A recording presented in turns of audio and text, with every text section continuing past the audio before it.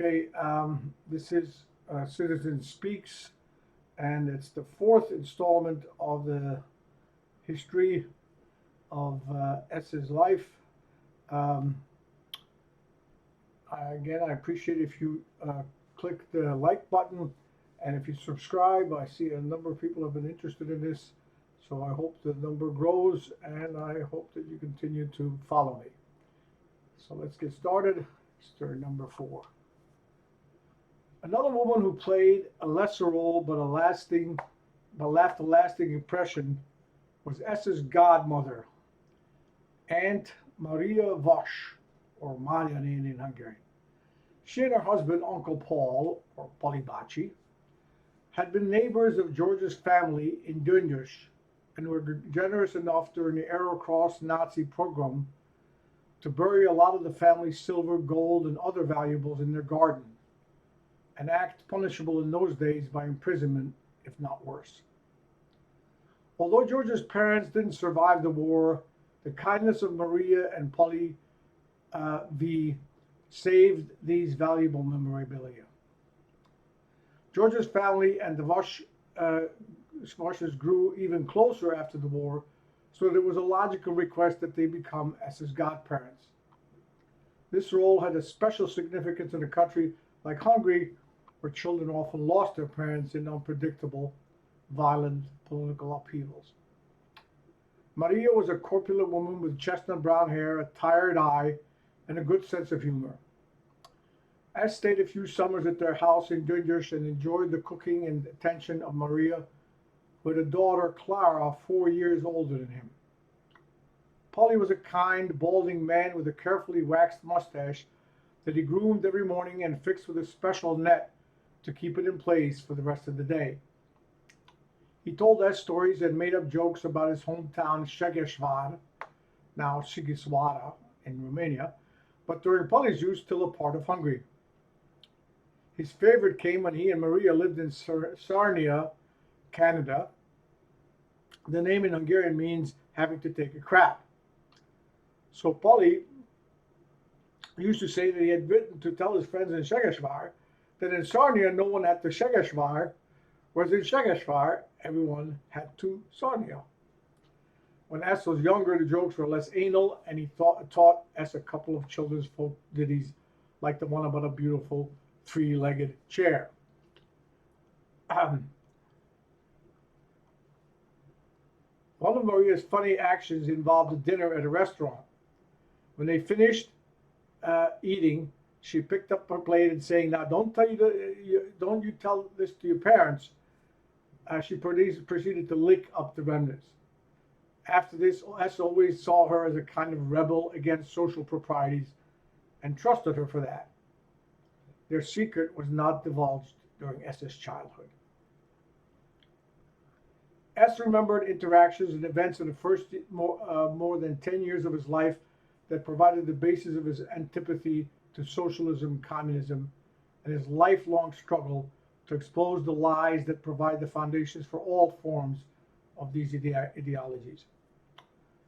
One of the earliest involved a visit of a man and a woman calling themselves Hungarian Communist Party workers, more commonly agitators, to S's apartment at József Attila Street, or S's family's apartment. They were both in their 30s, neatly dressed and polite, putting on an air of self-confidence in this most eminently representative middle-class home. With the help of friends like Aunt Maria and Uncle Polly, S's father managed to save much of the most valuable furniture from his parents' home in Dündüz, and the living room in which S and his parents met the two uninvited guests was furnished with these. A beige, green, brown, floral pattern upholstered rococo couch and two matching armchairs set around a darkly polished filigreed coffee table. Off at one end of the room stood George's large cherry wood desk with a complex of carved scrollwork, leaves decorating the corners and the four legs carved to look like those of a horse-legged satyr. The doctor's darkly polished chair matching the desk dominated the set with its tall, intricately carved back. An upright black piano topped with a white clay bust of Beethoven stood against the wall in the dining room on the right. now open with its retractable glass paneled room divider folded at either end. S could only imagine the impression this environment made on these two party workers. But whatever it was, sitting on a fancy couch, they proceeded to engage parents as his parents and the boy on the piano stool. They recited their cant about the evils of capitalism, its exploitation of workers, expropriation of the means of production, and need to eliminate the evil of the profit motive. George and Kutta listened politely, answered yes and no at the appropriate places, and were happy not to be asked about their backgrounds or even their party affiliations, though the implied recruitment was obvious even to the 5-year-old boy. When the two were finished, they were politely seen to the apartment entrance and left. After they departed, the veneer of the cordial interaction was quickly stripped in the boy's eyes. His parents set him down in the same living room and gave him the first lesson about the workings of capitalism. They used George's father, Istvan, for whom S was named, as the example. This grandfather, a victim of the National Socialist Holocaust, had been the president of a bank founded by his father in Heves County. The purpose of this institution was to provide financing to the many small and medium-sized vintners who operated in the northeastern hills of Hungary. As came to understand much later, agriculture requires financial investment during the early spring so that the farmers or the vintners could prepare the land, fertilize and seed it, and finally harvest its crop. When done right and with the necessary capital supported by much needed appropriate weather, the crops flourished and provided the means for the growers to repay their loans and to make enough profit to support their families. From the time of its original establishment and throughout the 30s, when it was run by S.'s grandfather, the bank was successful in supporting the vintners of Heves County. They were able to sell their wines in Germany, England, and even the U.S., and help this vital segment of Hungary's principally agricultural economy. Reduced to what a 5-year-old could understand, that was the lesson. It was one to be repeated in many different forms in the coming years. The symbols of communism under the pseudonym of People's Democracy filled the lives of even children like S. There were pictures of Marx, Engels, Lenin, and Stalin on billboards at school, and a photograph of Stalin's most ardent disciple, bald-headed Hungarian dictator Mátyás Rákosi, was prominently displayed above the blackboard in S's St. Stephen's Square Elementary School. Holidays, especially the May 1st International Workers' Day, were particularly ostentatiously decorated with large red flags interspersed with the Hungarian tricolor flag, the middle of which was emblazoned with 2 ripe wheat stalks encircling a hammer and a sickle. There were some brave people who didn't hide their aversions to defacing the country's flag adopted in 1848. That flag had been sometimes decorated with Hungary's centuries-old shield, topped by the crown of the country's first Christian king and patron, St. Stephen. Those flags are now hidden in museums, unavailable for public viewing, or there were pictures of them in books the communists had not yet confiscated. The communist indoctrination was in high gear in school. They disbanded the Boy Scouts founded by Baden-Powell and enthusiastically joined by many boys, including S.'s father, George, who often related his seminal experience in the 1933 World Boy Scout Jamboree held in the environs of Gödöllő, a town not far from Budapest.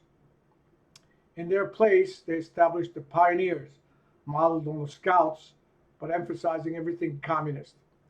In place of the green neckerchief variously decorated for different countries and scout ranks, the Pioneers had blazing red ones. Even though S knew nothing about the Boy Scouts except a little his father related about his experience, he never participated in any of the pioneer activities. The regime automatically made all school children pioneer members, and at one point each homeroom teacher announced that all the children had to wear the red neckerchief given them in school.